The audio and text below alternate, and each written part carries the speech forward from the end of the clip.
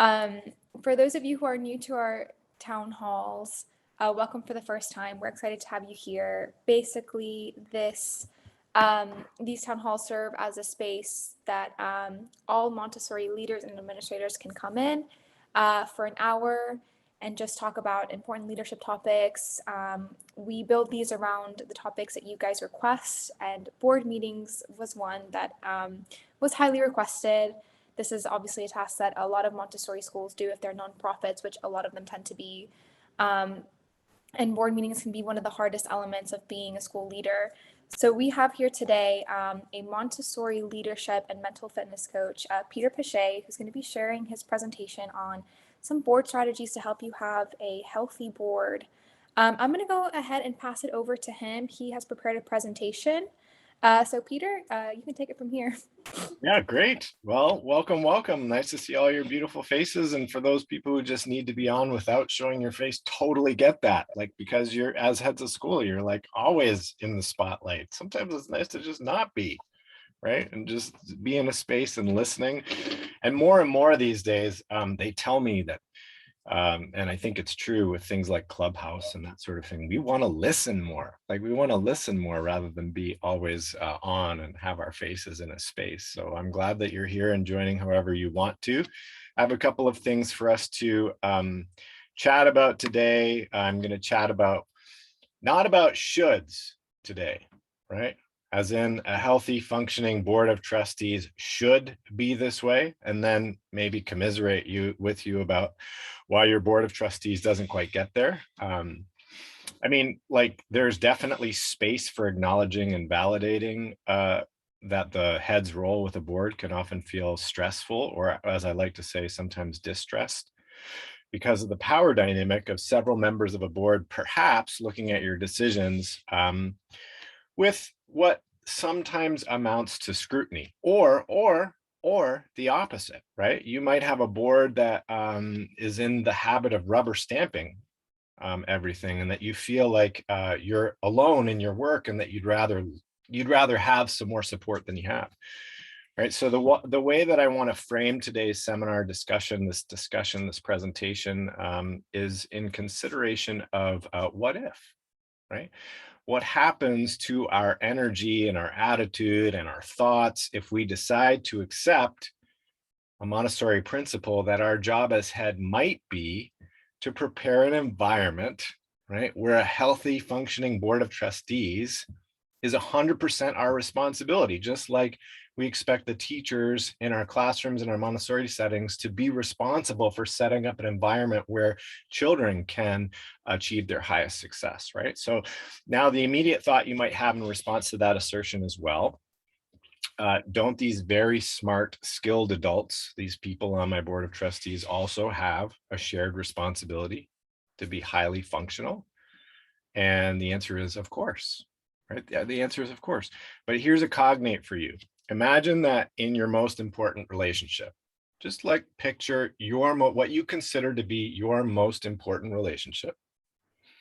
And just like, gather that in right now, right? Might be a close friend, might be a parent child relationship, it might be an intimate partner, sibling relationship, whatever you regard as the most important relationship in your life. Now, for a second, run this thought experiment. Instead of believing that the responsibility for that relationship and the health of it is equal, like let's say 50%, right? It's me 50 and them 50. Right? What if your collective attitude was declarative along the lines of, if I take 100% responsibility for the success of this relationship, and conversely, the other person did also? I'd say you have a really good shot for a highly successful and healthy relationship at that point, because of the singular shift in belief that the relationship's health is 100% the result of the agency you apply to make it mutually beneficial. So that's a shift for a lot of folks, right? And when we consent to believe to that belief that our job is to keep tinkering, right, with the unwieldy nature of human relationships, and yes, they are unwieldy until they work, instead of resorting to maybe blame or like the woe is me, like why isn't this working? When people don't show up how we'd like, we find that instead of giving our power away to an external condition, we instead retain our power and have infinite chances to grow something good from struggle. So that's how I'm framing the discussion and the content today, that as a head of school, we have 100% role in helping our board of trustees answer what I call the call, right? Which is an acronym that we'll learn the meaning of later, COL. But that essentially means to understand the board's role and execute it for the long-term health of the school, right? So I tend to run discussions and seminars like these online that ask people present to respond in the chat, so that we before we get to like questions and more problem solving, that keeps us active. So it would mean a lot and help a lot out. It would help me a lot out when an invitation comes for you to put some things in the chat to enrich the conversation, if you just did that. And also throughout, just make sure you're interacting, keeping yourselves active, jot ideas and reactions to the content so that you're not passively taking this in. I hope that makes sense. Okay, so I want to introduce you to a man I've been lucky enough to call a friend and colleague, who has taught me so much about the relationship between the nonprofit independent school board and the head of school or the executive director. And I will do that now. All right. So you can see that screen, I think, and then I'm gonna just pop over here. Boy, technology is great, right? When it works. Here we go. Okay, so just the healthy functioning board of trustees and your role in helping them answer the call. We said that before. Here's a person, I hope you recognize him. Much of today's source material, my interpretations of it are my own, but much of today's source material comes from an esteemed colleague of mine, Dane Peters. He's the retired head of Brooklyn Heights Montessori School. You might know him. He was in that role for 11 years. We will have arranged or have put in, Camila told me that we've made a PDF available to you of the resources. I didn't want you to just have my presentation be the only source, but to be able to go back and reference things. So that PDF, I've compiled much of which is Dane's work and links to Dane's work. Dane works mostly with Montessori school heads and their boards when a third party is needed to navigate thorny issues that don't seem like they're solvable without outside expert help. So his contact information is in that PDF, and it's available.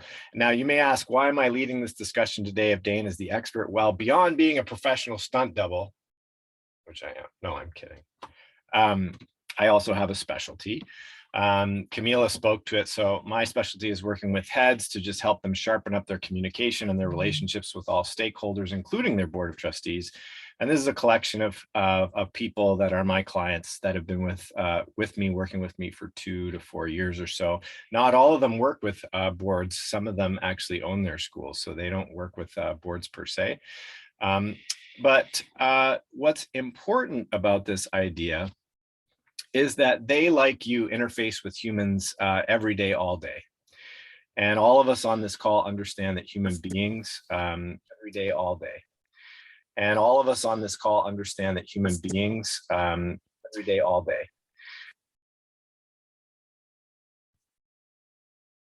I think there's an echo. Could there be?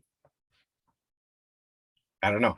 All right, we'll go. That was really interesting to hear my voice twice. And then to just like analyze it for a second, is that really me?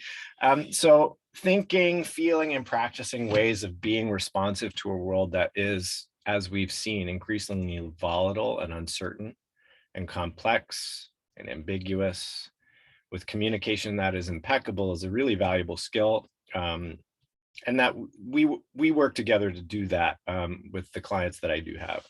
So if you find that you're expending enormous amounts of valuable time and energy navigating conflict, and it's robbing you of some potential joy and love for what you do, we could set aside some time to talk. So shameless self-promotion over. Let's get to the meat of this. A lot of heads of nonprofit Montessori independent schools wish they had boards that sort of looked and felt like this.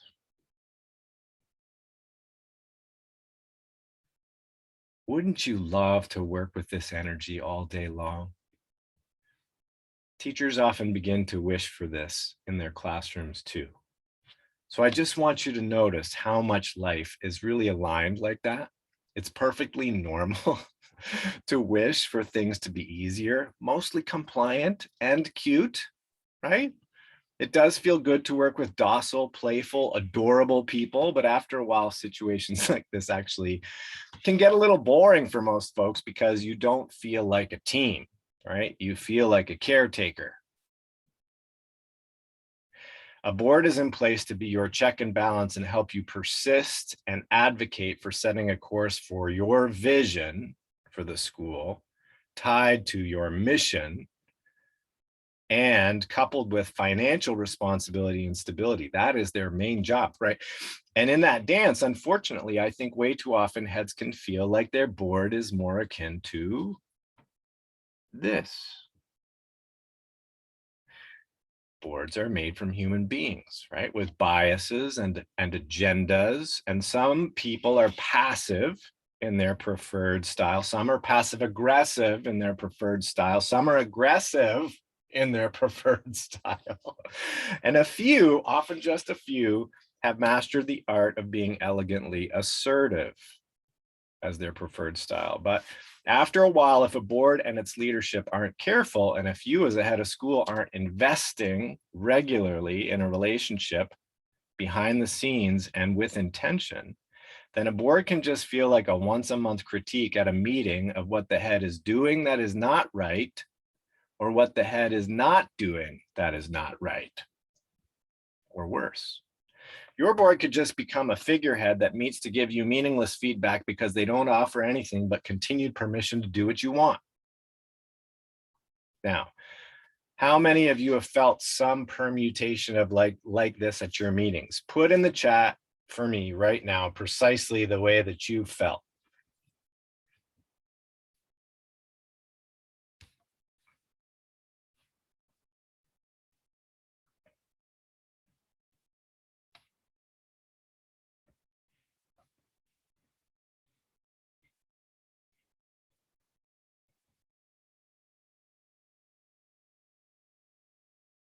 Just wait for a few offerings. Barbara says, frustrated at lack of participation at the board. Heidi says, you've described the range very well.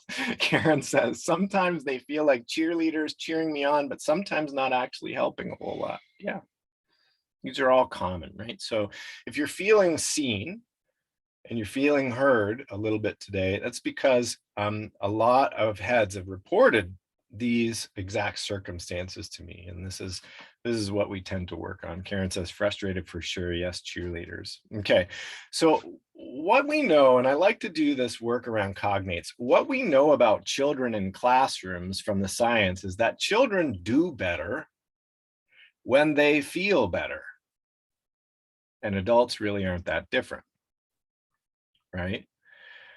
So positive psychology has proven the same, that adults achieve more when they pulled into action by virtue and positivity rather than critique or guilt or shame or fear. So many of us have been conditioned to achieve things through pushing, right? So pushing, which is like a type of coercion, like forcing ourselves with our will to reach an achievement, right? And then usually making deep sacrifices along the way with health, family, friends, primary relationships, and so on. And we're duped into thinking this is normal. It's that old adage, right? No pain, no gain.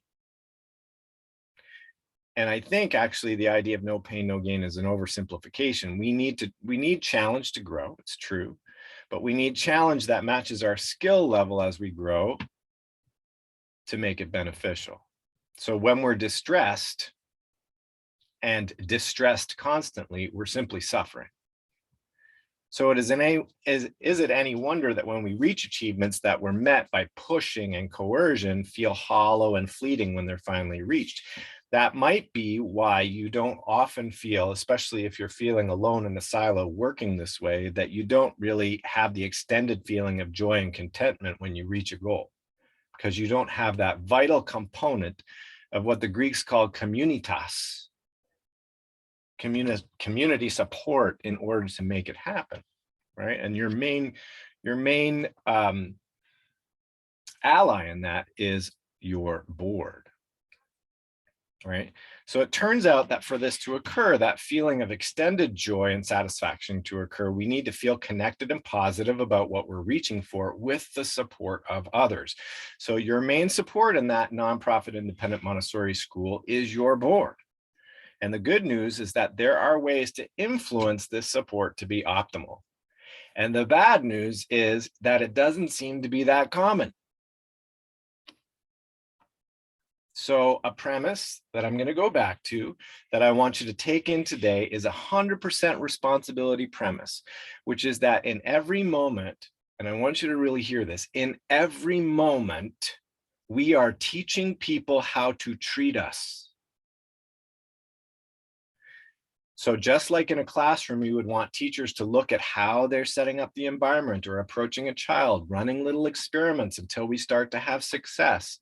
Instead of looking at the child and his or her behavior as the problem, we need to examine in what ways we are responsible for not yet, the most powerful three-letter word in the whole English language is yet.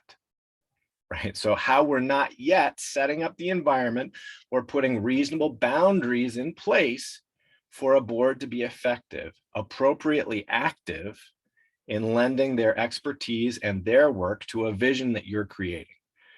And our relationship with them then can be as frictionless and productive as possible. So choosing this active relationship building stance with our board is what creates more long-term contentment from the inside out, rather than pushing towards achievements, whether they come with you or not, and feeling like we're pushing through this resistance to get there. So of course, this is easier said than done. I don't want to dismiss that this is a difficult thing. So let's talk about that beyond concept. In truth, we want a board that neither embodies the first cute puppies picture I showed you, a docile, dependent set of people that need you to take care of them or rubber stamps things, nor this group of people that feels like they're constantly in conflict with you and are waiting for the next sharp critique or questioning of the job that they hired you to do, right? So what would be more ideal is a board that looks more like this. This is a mix of people with different styles and expertise, a diverse set of people that are assembled in order to work ever more for edging closer to mission and vision of the school and its evolving plan. It's often called strategic. Note that each set of dogs here has a bone. One dog is considering many. She is likely multi-talented and directed to the most useful bone that can help you further the vision you're charged with creating for where a school is headed. Now, one of my mentors eloquently spoke to me once. Her name is Pam Dunbar. She said, Peter, if you don't aim to influence and set culture, others who feel compelled and have in-charge energy will be only too happy to set it for you. So people are attracted to serving on a board primarily and in general because they have leadership energy. And leadership energy tends to show up in one of four ways: in charge, chart the course, get things done, get things going, or behind the scenes, right? So let's look at the temperament of each of these styles and how best to get them active so they're working with you and not against you. And so everyone has an appropriate bone to chew. So this work is based on Linda Barron's model of interaction styles. And note, while I'm going through it, which one you believe you're most like in terms of leadership energy and attitude, right? So the InCharge style. The InCharge style is their mandate is getting things accomplished through people. People of this style are often focused on results and take action quickly. right? They often have a driving energy with an intention to lead a group to a goal. They make decisions quickly to keep themselves and others on task, on target, on time. They hate wasting time and having to backtrack. They mentor, they execute actions, they supervise, they mobilize resources, and those are all the ways that they get things accomplished. They notice right away what's working, what's not working in a situation, become painfully aware of what needs to be fixed or corrected. So just curious, where do you think, if a board member shows up with this kind of leadership energy, what types of bones might you suggest that they chew? Put your answer in the chat.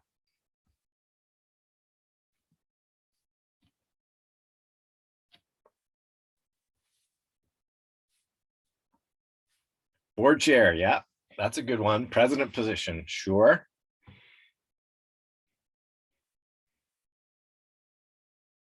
Anything else?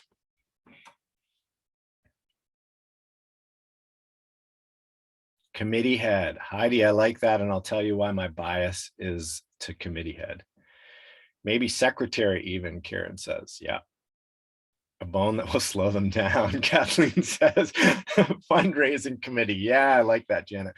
Yeah, what I came up with were definitely subcommittees, research for new initiatives, and specific events. And the reason why is because when we think of a board versus the head of school, the executive director, even if you eschew, like even if you avoid this idea, the head of school is generally the face of the school. They're the ones who are generally out in front, right? And a board is generally behind. So if you have folks who are in your board who have this kind of in-charge leadership energy, it's best to give them something that is a side thing that they can take and run with that isn't the main thing, right?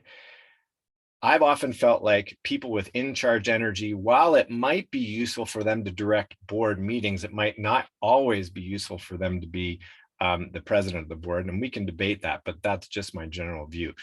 Let's talk about the next interaction style, leadership style up there. Chart the course. Chart the course prefers having a course of action to follow. So people of this style focus on knowing what to do, keeping themselves, the group, or the project on track. They prefer to enter a situation having an idea of what's to happen. They identify a process to accomplish a goal and have a somewhat contained tension as they work to create and monitor the plan. The aim is not the plan itself, but to use it as a guide to move things along toward the goal, and their informed and deliberate decisions are based on analyzing, outlining, conceptualizing, or foreseeing what needs to be done. Where do you think this type of board member is best directed in terms of a bone to chew?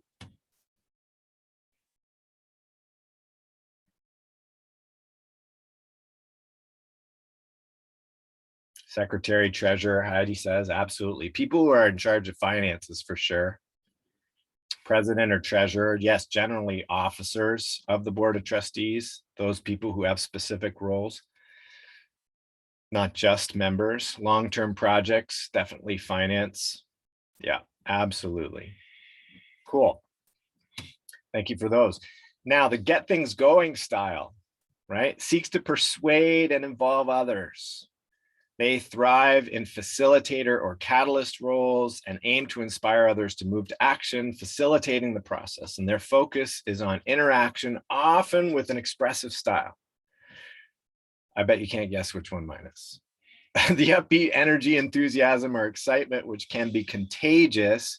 They are exploring options and possibilities all the time, making preparations, discovering new ideas, sharing insights.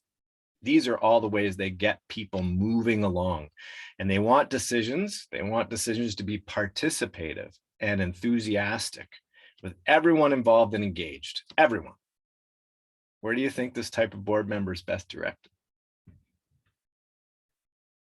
Chair, committee heads, initiatives, fundraising. Yes, Karen, fundraising. That was the first one. I feel like we're playing Family Feud, and like, yes, 100 people survey says fundraising. Absolutely. Parent events, right, in charge of that. Kickoffs, big kickoffs that are public. Absolutely. So these are really great examples. And isn't this what we want our our teachers to do in our classrooms, to truly know the children, each individual. We're individualizing and giving the children that which they need, giving board members that which they need in order to be successful, right? Yeah, Karen says we even have a marketing committee chair who's like this. I love that. So last style is behind the scenes. It's about getting the best result possible. So people of this style focus on understanding and working with the process to create a positive outcome. They see value in many contributions and consult outside inputs to make an informed decision. They aim to integrate various information sources and accommodate differing points of view. They approach others with a quiet, calm style that may not show their strong convictions. Producing, sustaining, defining, and clarifying are all ways they support a group's process. They typically have more patience than most with the time it takes to gain support through consensus building for a project or refine the result. So where do you think this type of board member is best directed? What sort of bones would you suggest they chew?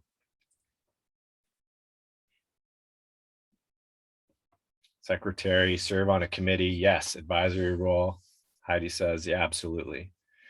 Yeah, this is the general tenure of you want your board members to have. It doesn't mean that they can't have the other styles, but they need to understand that their role is behind the scenes support.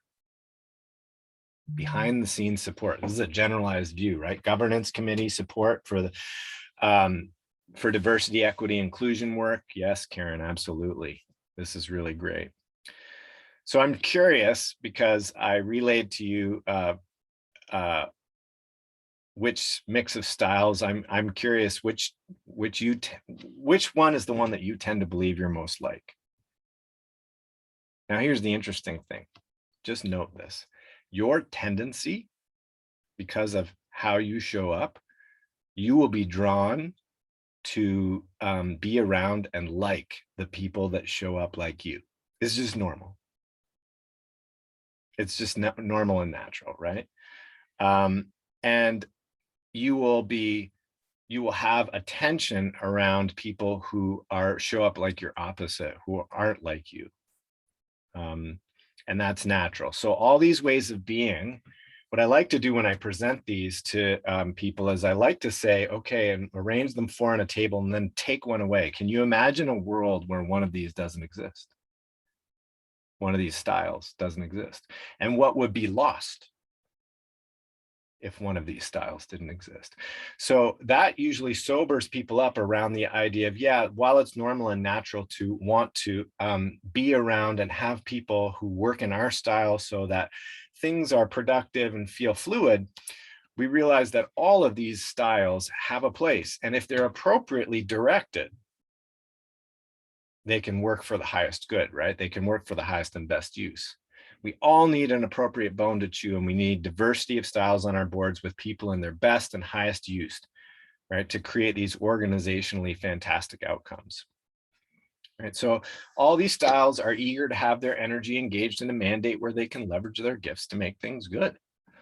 Even those that show up like thorns in your side, right? So they each need proverbial bones to chew, right? So that energy is directed. So in the end, we want to influence our boards of trustees to answer the call, the COL, which at its basic duty is described this way, right? So the first is to give care. Give care by devoting time and effort, whether serving on a committee or supporting a fundraising activity or volunteering to help ongoing activities, all of these things.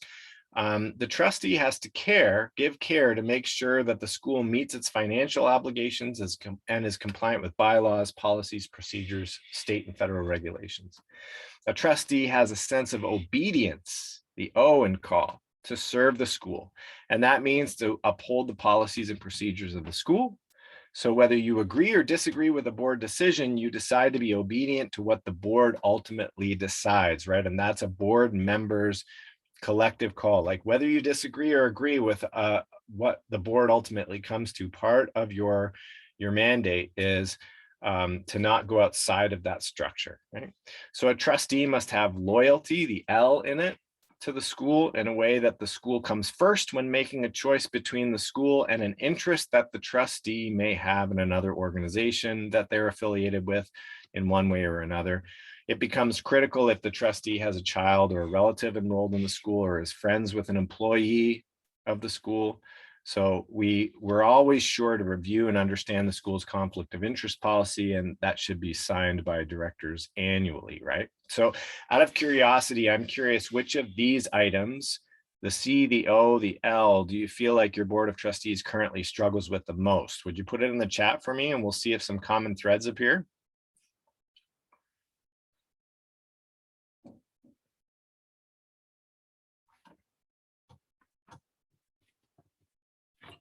Giving care, Barbara says, giving care. Loyalty, okay. Karen says loyalty, giving care. They show up for the meeting, but not much else, Karen says, okay.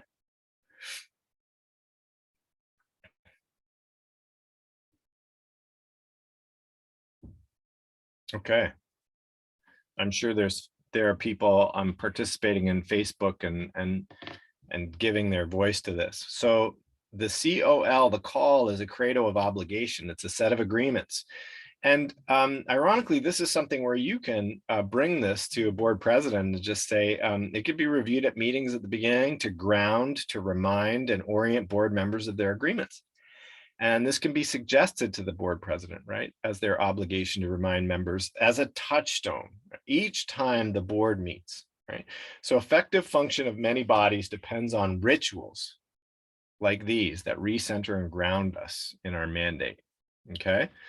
So if your board has no detailed process for what I'm about to share, it generally translates into some difficulty. This is what we're discovering. So we're moving from the high level, the generalized call, the care, the obligation, and sorry, the obedience place and the loyalty piece to nitty gritty here.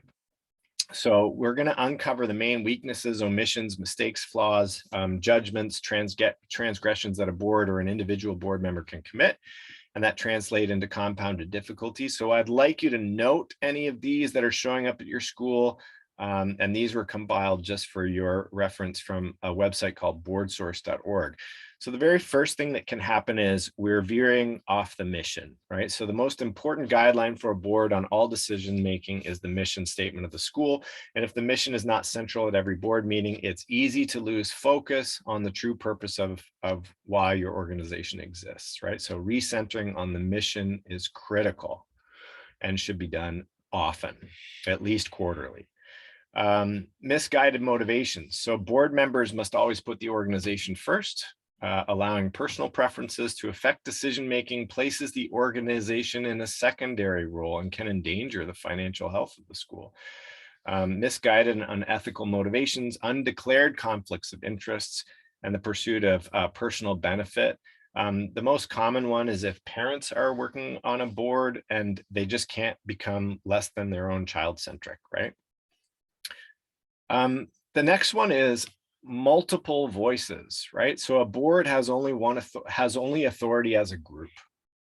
So boards speak with one voice. That's where we have to aim. And that's formulated through their deliberations. So individual board members are bound by the collective decisions that they make. So differing opinions need to be resolved in the boardroom, in board meetings, not declared outside to constituents, the media, customers, families.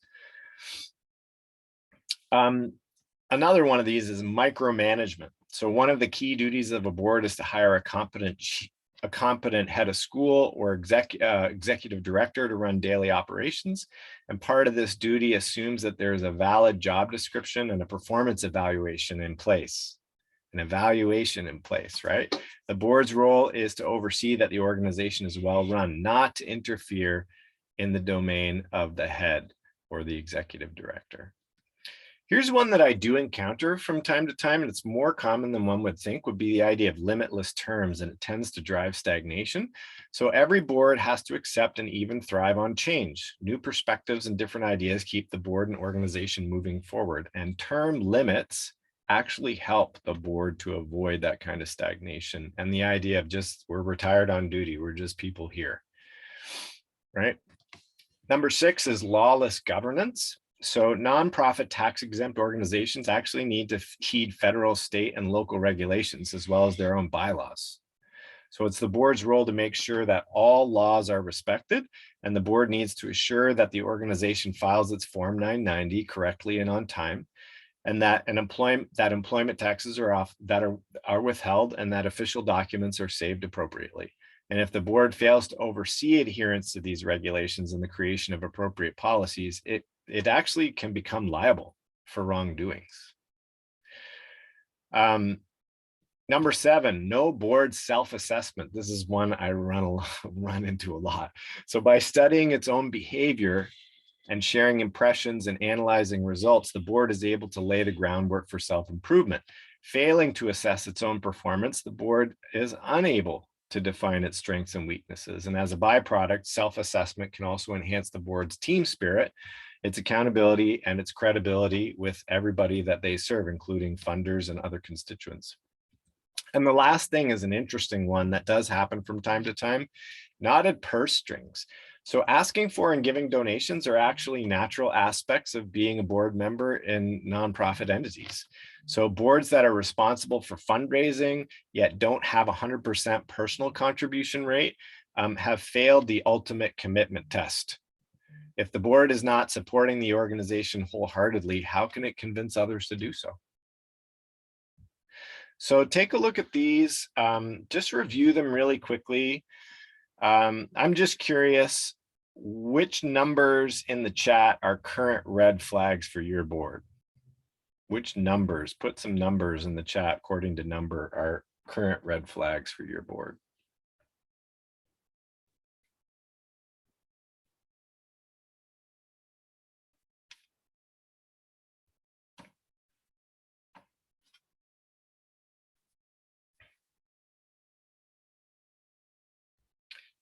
Jillian says 2, 6, 7, and 8. So misguided, motivations, lawless governance, no board self-assessment, and knotted purse strings. Yeah.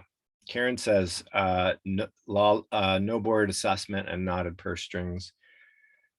Karen says the biggest issue is knotted purse strings. Yeah. Yep. That's an interesting thread that's coming alive here at this space, is just this idea of like not 100% support. This coming back to this idea of the ultimate commitment test is, if a board is not supporting the organization wholeheartedly, how can it convince others to? It's a valid question. Great. Well, so some symptoms of lack of board of trustee health I'm going to list here, and then I'm going to talk actions that can be taken to cure them. So if you want, jot some impressionistic notes as they come to you around where your board need help. You might also just discover that things aren't as bad as you perceive them, but they might be. It's all included in that PDF document I've compiled. So your takeaway here, and be mindful of this, right? We don't want to just sit in the realm of problems and identification of problems. We want to identify at least a baby step action item that you can take to create some necessary influence to get your board back on a healthy track if it's needed. You know, all steps, all great steps are just like the courage to take the first one, right? And so that's where we're heading. So the first one is board members that don't know or understand their fiduciary duties. So there are two sides of the coin when it comes to fiduciary duties: knowing and acting responsibly on what your financial fiduciary duties are, and accepting all potential liabilities that stem from not acting on them appropriately. All right, so how do we avoid this mistake? Well, you require your board members to have ongoing training in the area of fiduciary duties and arrange for educational opportunities for them at their convenience, right? So we have these organizations do this. NAIS, the National Association of Independent Schools, is a great board book that if you just want to go the book route and have your president or your vice president work with the board themselves, you can do that. The independent school management has resources and support in that way. There are lots of independent nonprofit board trainers. So if it's not you, then at least have your board invest in their own training so they really understand their responsibilities. Number two, board members don't understand how board oversight and responsibilities work, right? So effective boards delegate tasks when necessary, but they're still responsible for oversight.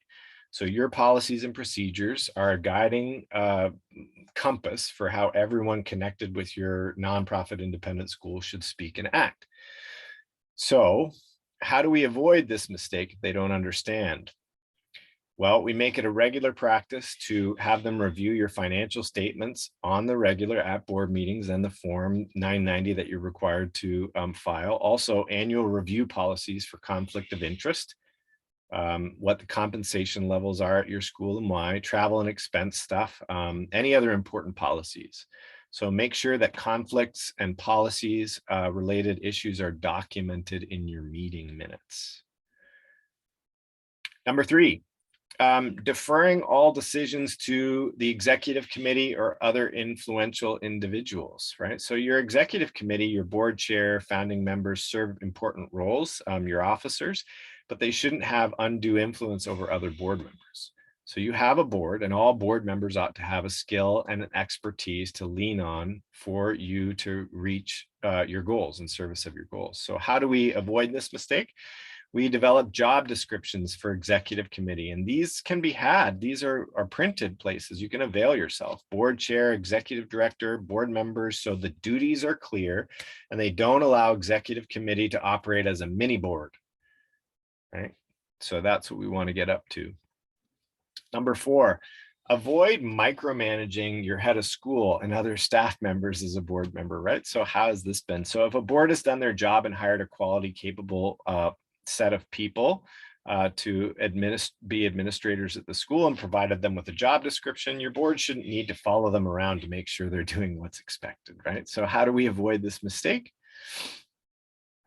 Well, a board needs to rely on the financial and executive reports to learn how the nonprofit is running, and that's their primary responsibility.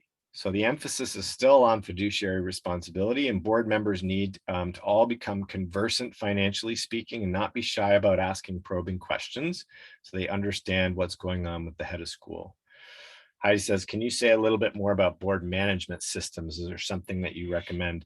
It depends on the size of your school, but honestly, most schools don't really need a board management system. They just need a reliable way to start taking reliable minute notes that are available and on public record.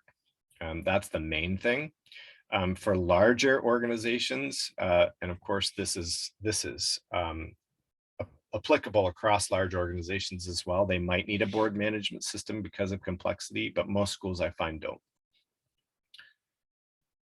All right, let's talk a few more. So number five here is being willing to tackle hard questions, right? So the tone of the board meeting should be collegial, but that doesn't always mean it's comfortable.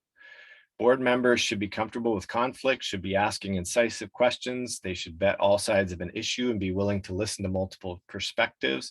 Groupthink is a bad thing for decision making. Now, the thing that I've seen go most awry with this is somebody is not caring for or keeping time, and they're not prioritizing the things that they should attend to first in terms of prioritizing the actual board agenda list items. So one of the ways to avoid this mistake is your board chair needs to ensure your board is committed to diversity and inclusion and ensure everyone's voices get heard. There should be an exchange of ideas, no matter how bad or outlandish they seem. There are ways to do this that are structural, that avoid evaluation of ideas too early. Number six, failure to address conflicts of interest incidents. Like it's really easy for conflicts of interest to surface and no one notices. So it doesn't relieve the board from having accountability for them. It ought to be defined in someone's board role to ask about and question conflicts of interest. That should be part of someone's board role. So how do we avoid this mistake? All board members should avoid conflicts of interest at all possible. Every board member should be looking for incidents of conflicts of interest and speaking up when something is in question. And if a conflict does exist, be sure to document it and the basis for the board's decision of surrounding it. Number 7, the board members aren't aware of laws that are govern nonprofits. So nonprofits get tax benefits, of course, and other programs that help them do their work, and board members need to know what they are. So how do we avoid this mistake? All board members should receive training on state, federal, and local laws governing nonprofit organizations. I hope that you're hearing that annual training is essential to board success. Number 8, failing to update their governing documents. As societies change, laws, as we know, change with them, and your nonprofit's mission and purpose may have changed at the same time. And when you don't update your governing documents, your governance practices may fall out of line with the original governing documents. So how to avoid this mistake? Boards need to conduct annual reviews of their governing documents and put them on the board calendars so they are not forgotten. And we check our bylaws before we elect new officers or directors and create new committees and adopt amendments. That's why we have these things in place to guide us. Number 9, tolerating board members. This is one that's big, that engage in disagreements outside of the boardroom. So transparency and confidentiality and trust are super important considerations for strong boards. And these things will be compromised when board members engage in conflict outside board meetings. So how do we avoid this mistake? We make it a practice to develop a culture of what happens in the boardroom stays in the boardroom. If board members aren't willing to support board decisions they don't agree with, it's best for them to resign, and it's best for you to have that back end conversation with the president who has that conversation with the board member. So, and finally, to round out the top 10 list,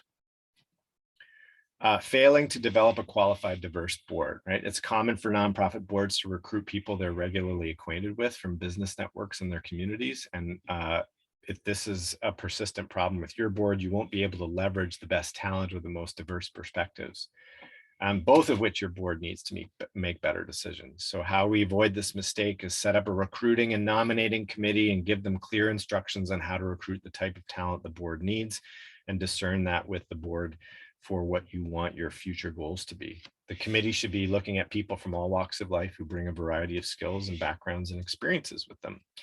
So these are all great antidotes to board tension, but often the reason why these actions don't get put in play and followed through on is lack of clarity on roles and responsibilities, or lack of a direct request. So that's one thing that I want to hear from you now. I'm just curious, raise your hand in the Zoom space. Let us know if you have one important takeaway for yourself.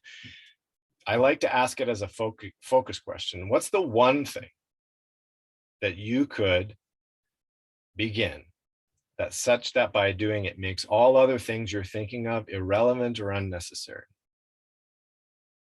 So I'd love to hear your most important takeaway from today's chat. What's the one thing you've concluded that you will take some action on that might make all these other things that you're thinking of less relevant?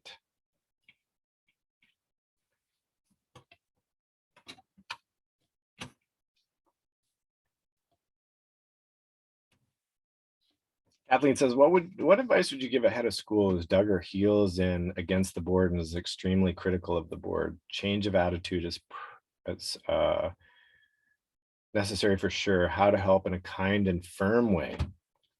Yeah, I love how you frame that, Kathleen, the idea of kind and firm. I mean, that's the approach that we want in general.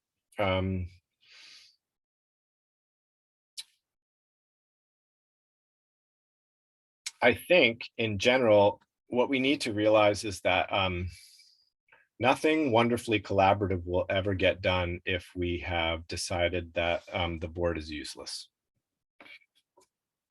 We actually need to either consent to rebuild a team like they do in sports, like when a team's not working and consistently losing, we rebuild a team slowly over time.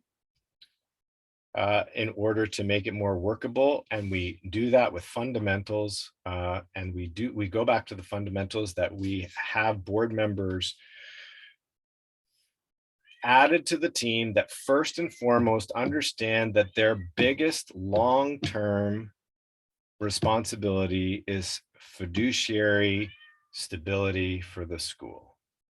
If a board did nothing else, but ensure that sound financial decisions were made so that generations of families and children can continue to come to the school. That would be the one thing that they could do that would be of supreme value. Karen asks, training and creating a board agenda. Karen's going to do wonderful. She's declaring it, training and creating a board agenda that will address some of the annual fiduciary duties. Yeah.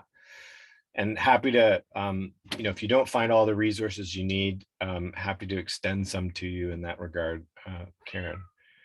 Amanda, do you have a good resource for building out Board of Trustees position descriptions? Yeah. The first port of call is to find, first of all, there are several schools who have done this well despite the presentation today. And they're only too happy to share those kinds of descriptions because they tend to be universal. I could go looking for you, but I would say, find a school that's in your state that you respect, that you think is doing a great job, and just ask them. Have the courage to ask them if they would share with you. I'll also go do some work in that regard. I think I could probably find some things for you that I would be satisfied with and happy to vet. Barbara says, ensuring board training position descriptions. That is key. Like when people don't know their lanes, they don't swim in them, it turns out. What else? Does anybody have something that they want to bring up, that they want to voice, that we can work through in real time before the end of our session today?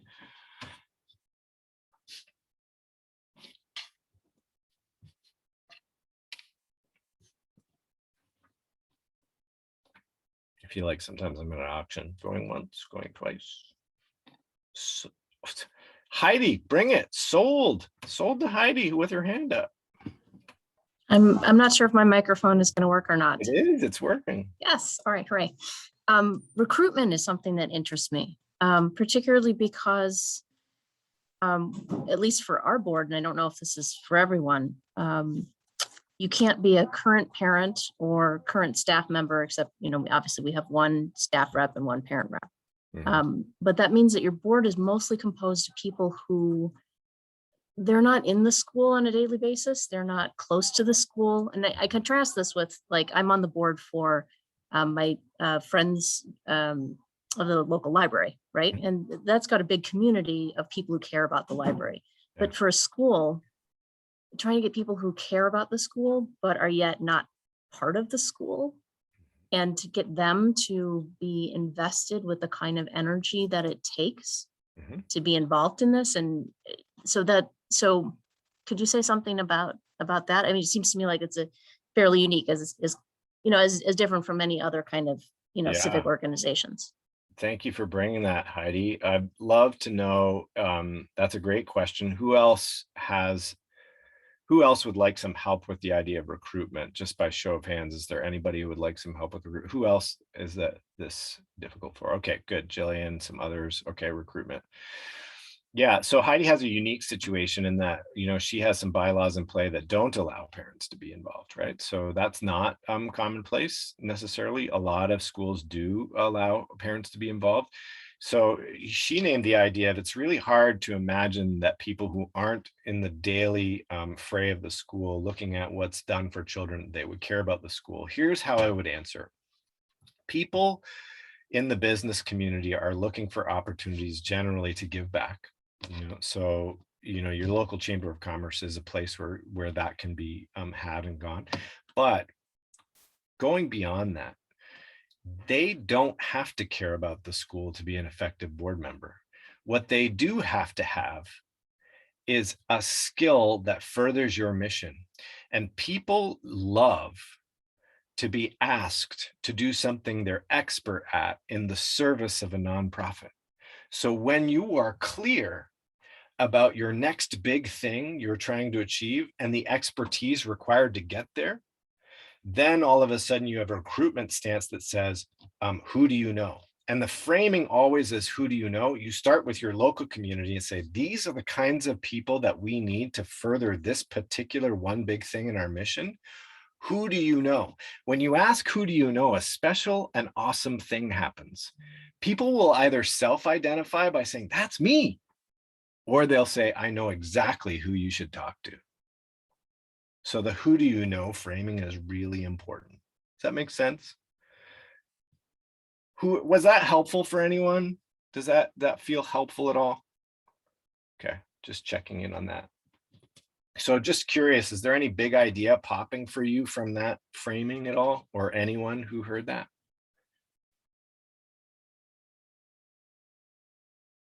Can I follow up then? Yeah, please. Mission and vision was something that was a top level. Mhm. Is in your mind, and I should preface and say I'm not an executive director.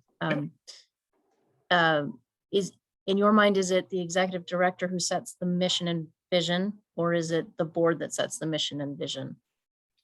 It's generally a shared responsibility. Mission is usually in play long before most of us, like unless you're at the beginning of a school, mission stays consistent, vision changes, right? So vision is usually something that is done collaboratively, but can also be done, like a board can say, you know what, Heidi or whoever, or we put you in charge to be the visionary because that's your strength at the school.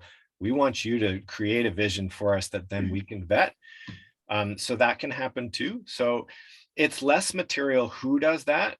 It's more material that you decide together who does that. And then it's really important that you have a tangible next big thing, something that people can get behind. When I do goal setting for other people in other contexts with, when they say, yeah, my big thing is planning, I'm not too good at planning. I'm like, planning what? Can we latch onto something here? Because that's so super important to have something tangible. When people can get behind fundraising for things, when it's tangible, when they can't feel it, taste it, touch it, smell it, super hard. Yeah, Janet. I found some success with having some of our parent alumni who have had their children through our program. I usually have at least 2 or 3 of them on my board because they've been closer to the experience and obviously very supportive. So that's worked well for me. Just as a Janet, absolutely. So like, and it was in my mind, take advantage of grandparents. Grandparents are still though, like that's obvious one, right? They still have a lot of expertise to give. They have wisdom. They've gone from the other side of like building their ego and their fortune, and they're on the other side of wisdom, right? Yeah.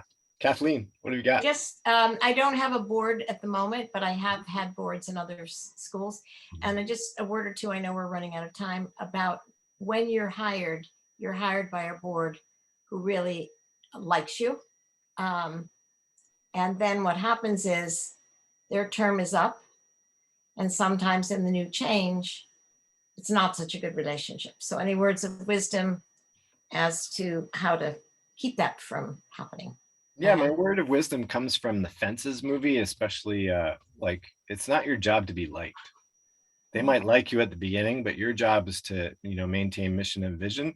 And I've worked with plenty of people who, in the end, I was not their favorite, but we conspired together to get a job done, and reminding them that we might have different styles. And the job is to focus on what our mission and vision, the greater mission and vision is to do, not on whether I like you or you like me. Let's decide to work together in our respective areas and fields to get a job done. At the end of the day, we can have a compassionate view of everyone, even if they aren't our favorite. Good, thank you.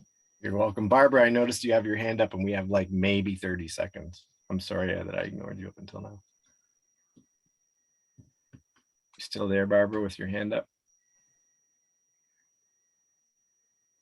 Yeah, I do. Heidi, the recommended term is so that they're offset. Heidi says, do you have a recommended term length for Board of Trustee members? Yes, they're offset 2 or 3 years, and you make sure that there's a mix of both, so that then you don't have institutional memory depends on people staying on the board so that they can continue with the work. Oh, Barbara says that was from before. I'm good. Okay, well, we've arrived at time and I'll just pass the baton. Thank you so much, Peter. That was a fantastic presentation, and thank you for everyone who commented in the chat and asked great questions. I hope everyone took away some helpful information. Peter, is there a contact email that they can reach you at if they have any additional questions or just want to contact you for further advice on Montessori leadership? Really easy. Long time ago, I claimed it. Montessori mindset at gmail.com. Really easy. I'm going to go ahead and drop that in the chat. So Montessori mindset at gmail.com. Again, also the PDF that Peter shared with our community is available on our Montessori Thrive Facebook group. It's on file, so anyone is welcome to download that for free. It's a really great resource that just kind of outlines some of the strategies that were touched upon today. It's also available in our Montessori Thrive forum. We won't be meeting next week because it's Thanksgiving. I hope all of you guys have a wonderful Thanksgiving break, and we'll see you guys back on Town Halls in December. Thank you everyone for joining, and thank you, Peter. My pleasure. Take great care. Yeah. It was wonderful to see you all. Thank you. Thank you very much. Thank you all. Bye. Bye-bye.